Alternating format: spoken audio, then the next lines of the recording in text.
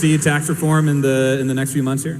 Okay, so let me try to address all that in your question as well. So just real quick, look guys, I said it however many questions ago, of course you have to find the right balance on all of these issues, including taxes. So I never said there's no end to how much you can I'm just asking pay. why, though. Yeah, so this leads to, no wait a minute, this leads to big government versus small government.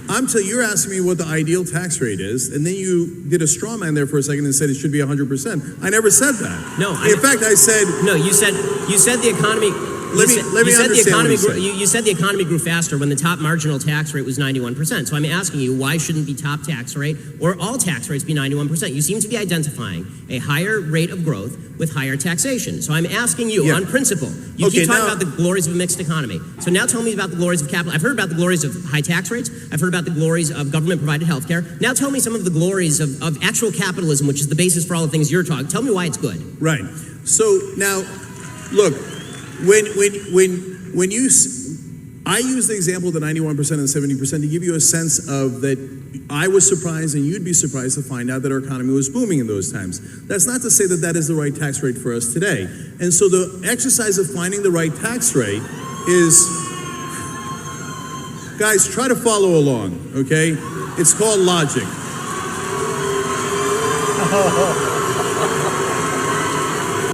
The crowd does not like the Cenk, the Cenk master. They don't like the Cenk, the Cenk, because they think the Cenk is pulling their Cenk. That's what's going on here. Anyway, let's continue. So it would be preposterous to set the tax rate at 0. It would be preposterous to set it at 100%. So what we have to do as a society is figure out where we can maximize the most amount of good for the country. Should it be closer to 0 or closer to 100? Government, but not too much away from us. So, for example, the reason why when taxes are higher, it winds up being better for the economy is because it recirculates the money. So if you give it to the rich, this is hilarious. If you're uneducated, please at least don't make it obvious. Oh, Cenk, he's losing it here, folks. I mean, first, the crowd's against him. I don't know, he's jibber-jabbering. He's doing this circular, I don't know what he's trying to get at in terms of, circulation of money. Circulation of money. Let's hear his circulation of money theory. But the crowd is not having any part of it. And he's going after the crowd, which is not the thing that you want to do, folks. This is the most interesting conversation on taxes I've heard. If you don't know the concept of recirculation of money, then go look it up. And so the way that it works is that when the middle class has more money, disposable income, they spend it. Why? Because they're not living in the lap of luxury. They're not saving it for their yacht. So they need to buy food for their family. They need education for their family. So they spend it and it goes back into the economy. If you just give it in supply side economics to the rich and hope that it trickles down on us eventually decades later, what they wind up doing with it is something that is logical. They save it. Wherever your business needs to show up, for their family, so they spend it and it goes back into the economy. If you just give it in supply side economics to the rich and hope that it trickles down on us eventually decades later, what they wind up doing with it is something that is logical. They save it. But that means it does not recirculate in the economy. And that is why when you have lower taxes, ironically, the economy does worse. But of course it's a balancing act. Okay, so now you're making a strong case for Keynesian economics, which is totally fine, obviously. The problem with Keynesian economics is that it doesn't even work in theory because, again, once you go to the logical extreme, which is remove all of the money from the rich people who are saving all their money and give it to all the poor people to buy hamburgers, that doesn't help the economy or spur the economy. What spurs the economy is a higher level... Right. What spurs the economy is...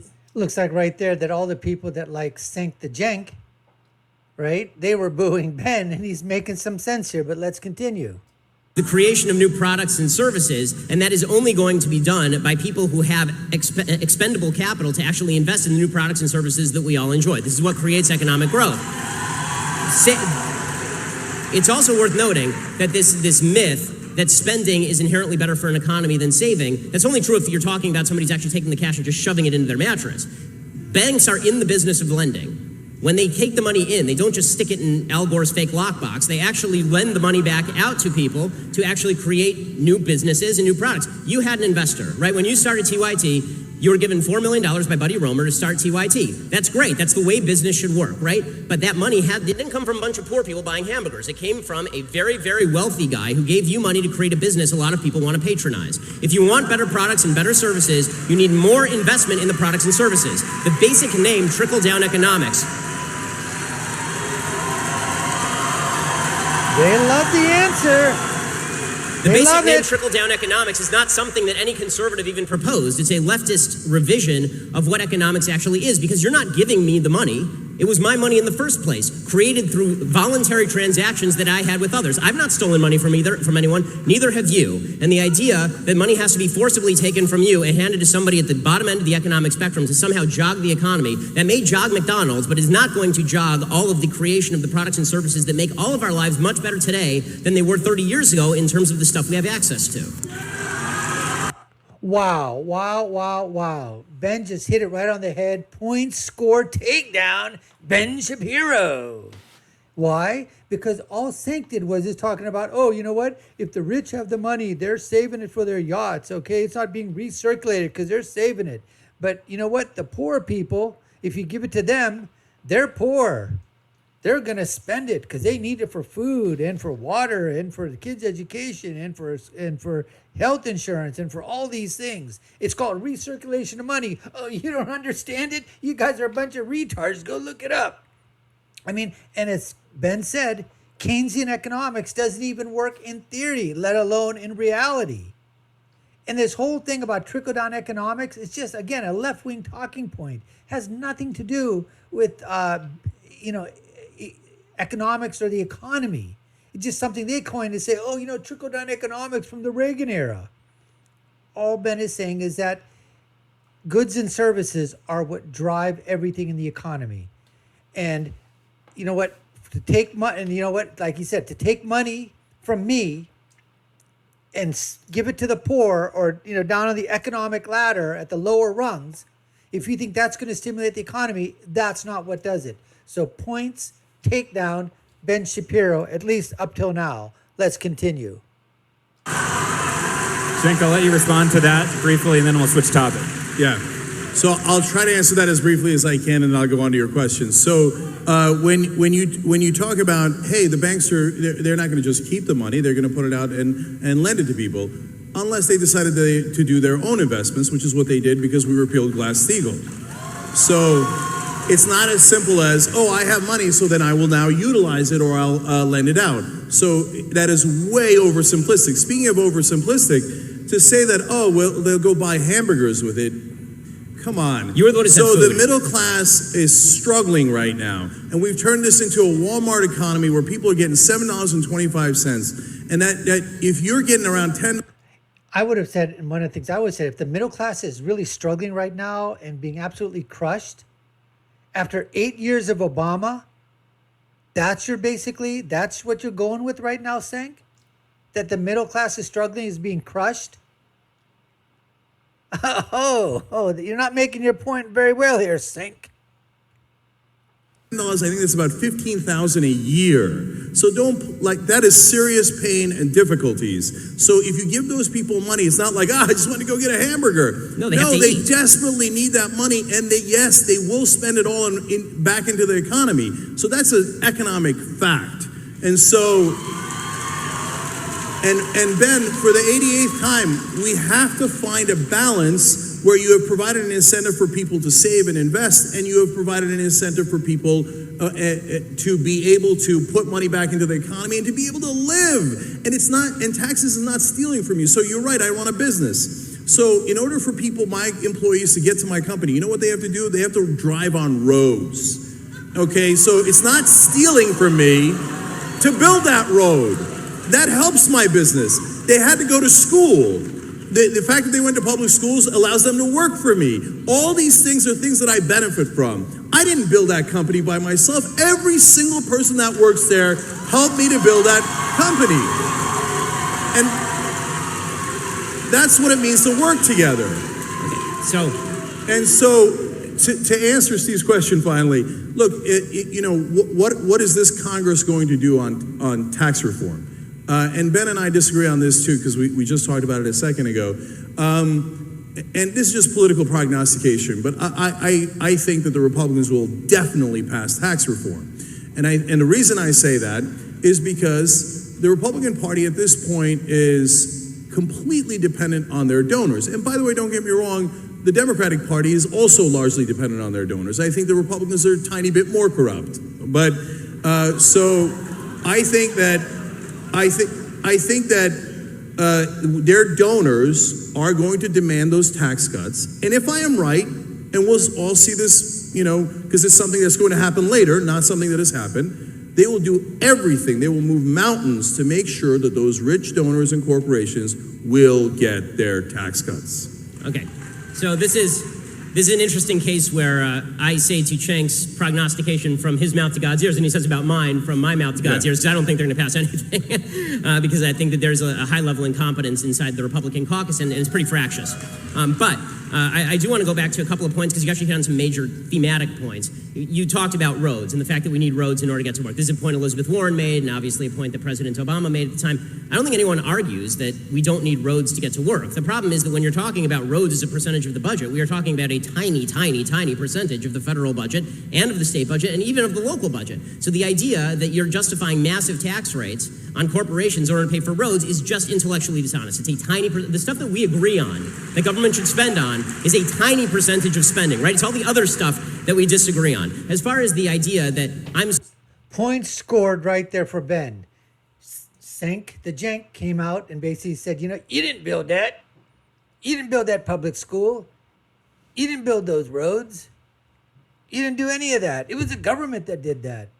It was our money that was confiscated, some would say legally or illegally, to the IRS, and they spent on that. Ben comes right back and says, intellectually dishonest. Why? Because the percentage that's being utilized for building those roads, for doing those things that you're talking about at all levels, federal, state, local, municipalities, townships, whatever, it is such a small amount of their budget. Does that justify a high tax rate? Come on now. That's exactly what he's saying. Point for Ben again. somehow being, dismissive toward people who are buying hamburgers. I'm not. I'm saying the people who are poor need to buy hamburgers to feed their children. They don't have the money to invest in building an iPhone, because when you're just trying to get by and you are living in a Walmart subsistence economy, you're using that money to buy the products and services you need to get by. That does not create new products and services that become cheaper over time through competition. You need somebody to make those investments. You said this about Glass-Steagall, for example. You said the banks, they might make their own investments. In what? In what? They're not investing in themselves. I mean, they have to take that money and then they have to use it to invest in something else. Places like Apple, places, some that fail and some that succeed. This idea that banks are somehow evils is just not the case unless you are talking about them working in Congress. Here you and I agree, working in congruity with a Congress and with a legislature that is attempting to give them kickbacks. Both you and I agree on this. So, and finally, as far as the idea that Republicans pass tax cuts because they're beholden to their donors, okay, and Democrats pass tax increases because the unions give them hundreds of millions of dollars every year, and I don't see Democrats complain about this. Oh, wow. Point scored, takedown on Ben Shapiro. You heard it right there. Talking about the banks, just like Cenk came out and said, you know what? Banks, they just, they lend. Okay, fine, I'll cede that point. But they do their own investing too. Yeah, they're investing in what? Just like Ben said, they're investing in the same things that other people are investing, but they're obviously investing millions and millions of dollars. They have the ability to do that with companies, with startups, with whatever it is. Some of their investments will do well, some won't. Point to Ben. I mean, it's just unbelievable here. And I'm just saying that in this here, part 3, Ben really scored some major points, because all Cenk was basically doing was, showing a supposed problem of some kind or a perception of some kind, and then basically saying, oh, it's their fault. They're the ones that are doing it. But he didn't give any solutions or anything. And then when it was Ben's turn to rebut, you know what happened? He basically took it point by point and said, hey, you said this thing about the banks. You said this thing about them lending the money out. Well, guess what? Everything you said is intellectually dishonest. And so I would say part 3 goes to Ben Shapiro. Folks, we appreciate you taking the time to watch. You've been watching the Dr. Nasir Shaikh Show. I've been your guest host. My name is Dr. Nasir. If you haven't done so already, subscribe to our channel, hit that notification bell, like, share, and follow us. Comment down below. Let us know what you think in part 3, round 3 of the Politicon debates between Ben Shapiro and Cenk the Cenk Uygur. Leave you with my final thoughts, which is, when you're right, and when you're left, you're wrong. See you again next time, folks. Take care and stay safe.